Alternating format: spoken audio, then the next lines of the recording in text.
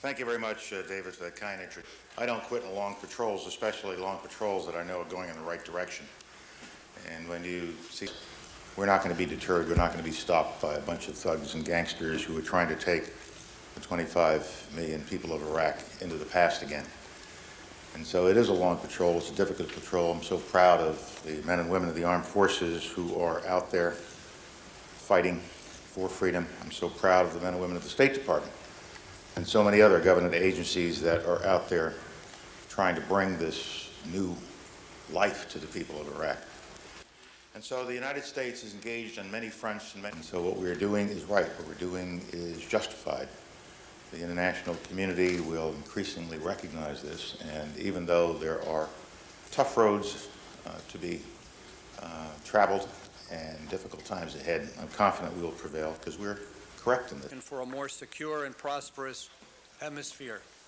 Today, the optimism. This morning, we see the news of actions taken by Mexico and Peru in response to the outrageous charges that President Castro made over the weekend, where he dares to challenge free and independent nations that made their own choice to properly condemn him and his regime for its actions. Castro, as usual, tried to point the finger of blame in the other direction, back at Mexico and Peru. And Mexico and Peru have responded, in my judgment, appropriately. Council called for this concept, which applies to textile and apparel. Thank you very much.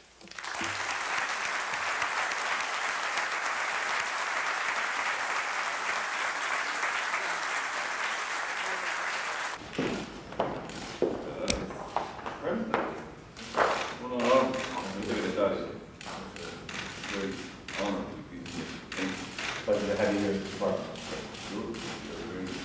Proud of being here. An honor for us. Thank you. Thank you, sir.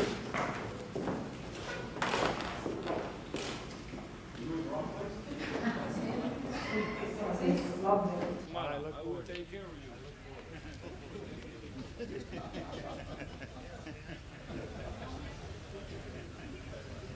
Investigations underway. Doesn't reflect on all of our troops. Most of our troops are doing a great job upholding the highest standards of the service and doing everything they can to help the Iraqi people. We are there to help, not to hurt. And so the acts of a few, I trust, will not overwhelm the goodness that comes from so many of our soldiers. And I'm sure that the investigations will get to the bottom of this and make sure that any problems that exist in the prison system will be fixed, and fixed promptly. Thank you.